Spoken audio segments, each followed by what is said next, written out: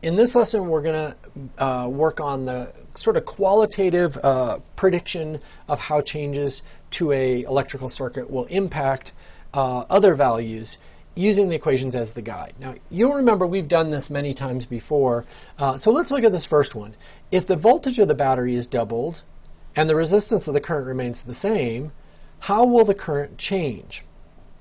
Well, if we think about it from an equation standpoint, it's not too hard to figure out, because if the voltage of the battery is doubled, right, goes up by 2, and the resistance stays the same, how will the current be impacted? Well, they seem to be a direct relationship, so I would expect the current to double as well. You could rearrange the equation if you wanted to, like you could do V over R equals I. Then it makes it really clear that they're both in the numerator. You double that, it will double that. So I would think it would increase by 2-fold.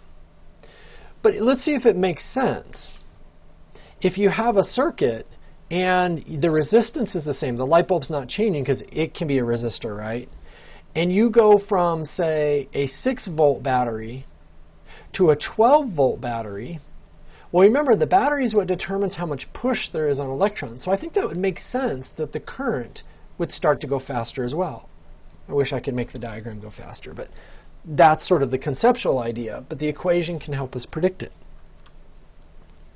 Let's try this one out. Why don't you pause the video and do your own prediction? Okay, let's use the equation first. The voltage of the battery is constant, so this is a constant. And the resistance is increased. Let me write it.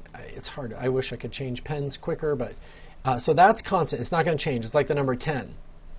But if you increase the resistance by 10-fold, does the current have to go up or down to keep this value constant? Well, if the current went up as well, a bigger number times a bigger number would be a bigger number. It's no longer constant. So I think the current is going to have to go down by 10 times. So it should decrease by 10 times. And let's look at our simple circuit and see if that makes sense. The voltage is the same. It's a 6-volt battery. It's never going to change. Constant, right? If we add a light bulb over here that has more resistance, maybe it's a bigger light bulb or something like that, that's going to slow down the current, because as you add more resistance, the current will get slower and slower and slower. So the equation proves it, and conceptually it seems to make sense as well. Okay, I want you to try this one. Pause the video and see what you think. All right, let's see. To maintain a constant current, so the current is constant, you know what, I'm going to rearrange it for I to be on that side. You don't have to, but I like to do this. So this has to be constant. If you want a constant current, if the resistance is reduced by 3 times, so you reduce the resistance by 3 times, how is the voltage going to have to change? Well, it certainly can't stay the same, because that would not leave that constant. If you had a smaller number here, it'd make the answer bigger, right? Because it's in the denominator. Well, if you want it to be constant, I think you're going to have to reduce this by 3-fold as well. So you can imagine, let's say originally you had 30 volts and 30 amps. Well, that's 30 ohms. That's 10 amps for your answer. Well, if you reduce the bottom by 3 times, that's 10 ohms. If you reduce this by 3 times, you will get 10 divided by 10. I'm not doing very well today. 30 divided by 30 is 1 amp. 10 divided by 10 is 1 amp. So yes, if you reduce them both the same amount, you would get the same value. And let's look at our conceptual diagram here too.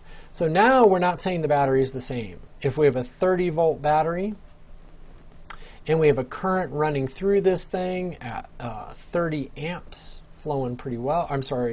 We have a resistance of 30 ohms right here. If we decrease the resistance, the current would go faster if we didn't do something about slowing down the push that comes from the battery. So if we decrease the resistance to keep things from going faster, we've got to decrease the push from the battery. So conceptually, it makes sense as well. All right, now you might be wondering, you'll see this question a lot. We'll say, does something obey Ohm's law? A circuit obeys Ohm's law when the calculation, Ohm's law calculation, predicts the V, I, or R correctly. In other words, you do the calculation, then you actually go into lab or you go find some circuit, and those changes result properly.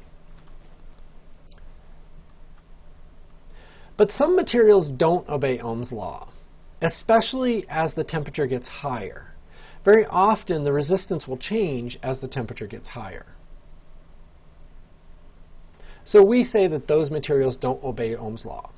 But you can do the calculation of what you'd expect the change impact to have, and if you don't actually see that, then that's a material that doesn't obey Ohm's law. So when asked if something obeys Ohm's law, simply calculate the expected value. If it's not the same as the measured one, or if it is the same as the measured one, then it does obey Ohm's law. If it's different, it doesn't obey Ohm's law. So let me give an example. A radio draws 110 milliamps of current when connected to a 9-volt battery. When a 1.5 volt battery is used, the radio draws 20 milliamps. Does the radio obey Ohm's law? Well, if we have in the beginning the current, we have I, and we know the volts, we could solve for R.